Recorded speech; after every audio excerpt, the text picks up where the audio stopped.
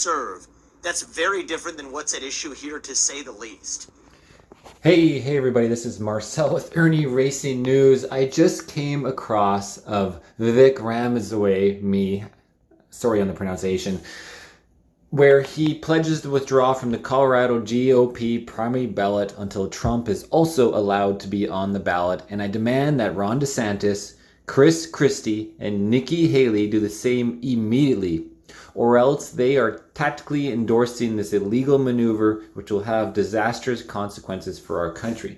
For those that don't know, I did a story on this yesterday. The Colorado's Supreme State Court had a vote of 4-3, and the elite Ivy League elite school attendees are the Democrats that voted for him not to be allowed to run in Colorado, and then the other three judges, Supreme Court justices who went to other university schools voted to have him to allow. So it's quite interesting how the voting line was down to the school line of whether you're an Ivy League or Democrat extremist versus a typical school. But let's go on and let's listen to Vivek from the beginning here. In Colorado or any other state, they have just tried to bar President Trump from the Colorado ballot using an unconstitutional maneuver that is a bastardization of the 14th Amendment to our U.S. Constitution. This was a provision, Section 3, that was designed to bar Confederate members, people who switched to the Confederacy, from actually being able to serve. That's very different than what's at issue here, to say the least. This is a hollowed out husk of what the country was built on. The basic principle that we, the people, select our leadership, not the unelected elite class in the back of palace halls. That's old world Europe, not the United States. That's why I'm making a pledge today that I will withdraw. I pledge to withdraw from the Colorado GOP primary ballot unless and until Trump's name is restored.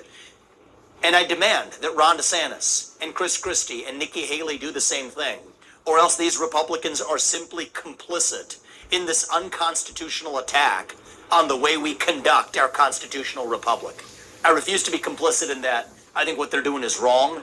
And I think it's up to Republicans to step up and stand up with a spine for our country's future. That's really what's at stake. Whether we, the people, actually have a say in deciding who leads this country. Yes, it would be easier for other Republicans like me who are running in this race to say, hey, if Trump is sidelined, there's our opportunity. No doubt other candidates are probably privately celebrating with their corporate sponsors. That's not the right thing to do. I think the most useful thing that every GOP candidate can do right now is to join me in that pledge. I'll say that I will withdraw from that Colorado GOP primary ballot until Trump's name is restored.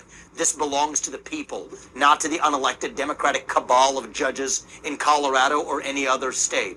And I demand that Ron DeSantis and Nikki Haley and Christie do the same thing, or else they're complicit in what the security state is trying to do to shut down Trump. I stand by that, and I expect them to do the right thing. The cabal of judges. Nicely put, Vivek. Oh, here's an interesting comment. Damn, Vivek, this is it, bro. You finally did. You fucking won me over, and I hate to admit it. Great job. Vivek has the stones to do what the others will not. We all know using the 14th Amendment is a huge stretch. There was no rebellion, and they know it. This is a desperate attempt to subvert the will of the people. The Supreme Court will overturn this, but props to Vivek for taking a stand.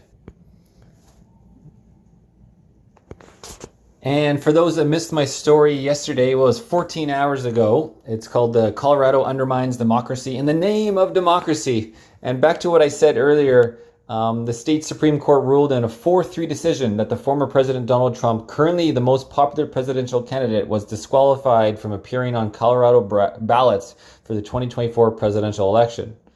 The decision, perhaps the most extra constitutional act by a high court in my lifetime, is astonishing on every level. Yeah, it was Washington Post columnist Jason Willick. He noticed all of the Colorado Supreme Court justices are Democratic appointees. So what predicted their vote was not party, but law school. All Ivy League grads voted to disqualify. All Denver law grads voted to not to disqualify. And to the reasoning, well, what they're quoting in the Constitution were written in 1866 after the Civil War ended.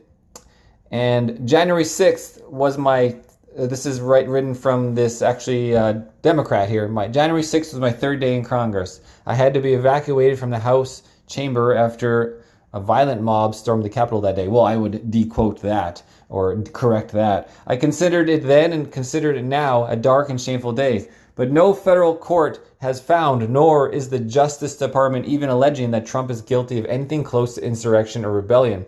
And yet here's the highest court in America's state taken upon itself to conclude a violation of federal statute. Yes, no proof, no evidence, no guilty verdict, no trial about Trump being behind an insurrection. We all know January 6th was a peaceful demonstration that was instigated by infiltrated FBI, CIA, whatever you want to call them, infiltrators who are trying to ramp up the crowd to move forward, to enter the building, to walk around the building. And then we have all seen the video footage released by Tucker and others before that on Tucker on Fox, where they're the people inside the building, the security for the White House were just showing people around like a tour, a nice, peaceful tour. And we all know also that the security asked for members to help, and there was a delay of many, many hours before, Camilla Harris or whatever actually made the phone call to have more support out there. So they were denied all support, everything.